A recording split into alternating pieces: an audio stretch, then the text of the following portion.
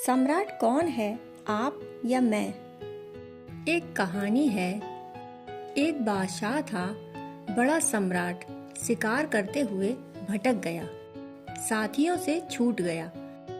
शिकार तो हाथ ना लगा, मित्र भी जंगल में कहाँ गए पता ना चला। वह थका मांदा, भूखा प्यासा एक किसान के झोपड़े पर पहुंचा। किसान ने उसका बड़ा स्वागत किया। उसे पता ही न था कि यह सम्राट है। उसने उसे अपनी चारपाई पर बिठाया, रूखी सूखी रोटी खिलाई, ठंडा पानी पिलाया, बागीचे से फल तोड़ लाया। सम्राट चकित हुआ। वह सुस्वादु भोजनों का आदी था, मगर ऐसा स्वाद कभी मिला ही न था। सच तो यह था कि सम्राट होने के कारण भूख ही कभी ठीक से न लगी थी। भूख लगने का मौका ही न आता था। भूख के पहले ही भोजन मिल जाता। आज भूख लगी थी, श्रम किया था, जंगल में भटका था। रोज तो अपेक्षा थी, ऐसा मिले वैसा मिले। आज कोई अपेक्षा ही न थी। आज तो हालत यह थी कि कुछ मिलेगा भी या नहीं। बिना अपेक्षा के मिला। किसान ने प्यार से चारपाई पर बैठाया। यद्यपि वह चारपाई गंदी थी, गरीब की चारपाई थी, मगर वह उस पर बैठा। उसने ऐसा सुख पाया जैसे स्वर्ण के सिंहासन पर भी कभी न मिला था। किसान 2 आम तोड़ लाया था, कुएं से ठंडा पानी भर लाया। सम्राट बड़ा तृप्त हुआ। सम्राट ने किसान से पूछा, तेरा सम्राट कौन है? क्योंकि सम्राट को दिखाई पड़ गया था कि वह उसे पहचान नहीं रहा। उस किसान ने कहा, नाम तो मुझे नहीं पता, मगर मैंने सुना है कि बड़े दयालु हैं, बड़े सुंदर हैं, बड़े बलशाली हैं। सम्राट ने कहा, तू देखना चाहेगा सम्राट को? किसान बोला, मेरे धन्य भाग, अगर दर्शन हो जाएं कभी। मगर नहीं, कैसे हो सकेंगे? सम्राट ने कहा, तू आ मेरे साथ, घोड़े पर बैठ जा। मुझे राजधानी की राह भी बता देना। रास्ता भी जानने की जरूरत थी। उसे किसी को साथ ले जाना था।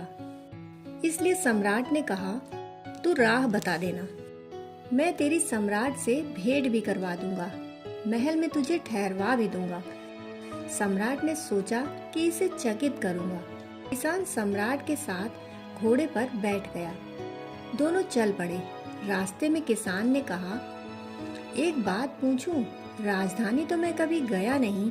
वहाँ वजीर भी होंगे, दरबार में सेनापति भी होंगे, बड़े बड़े लोग होंगे। मैं पहचानूंगा कैसे कि सम्राट कौन है? सम्राट ने कहा, तू फिक्र मत कर। जैसे ही हम राजधानी में प्रवेश करेंगे, जिस व्यक्ति को सभी लोग अपनी अपनी टोपियां और पगड़ियां उतार कर नमस्कार करें और जो अपनी पगड़ी ना उतारे, तू समझ लेना वही सम्राट है।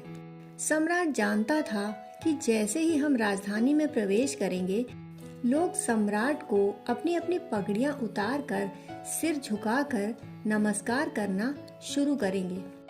किसान पहचान जाएगा और चकित होगा जानकर कि मैं सम्राट के साथ घोड़े पर बैठा हूँ।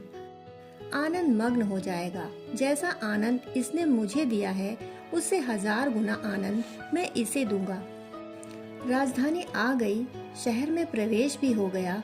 लोग पगड़ियां और टोपियां उतार उतार कर नमस्कार भी करने लगे। परंतु किसान कुछ बोला नहीं, चुप्पी साधे रहा।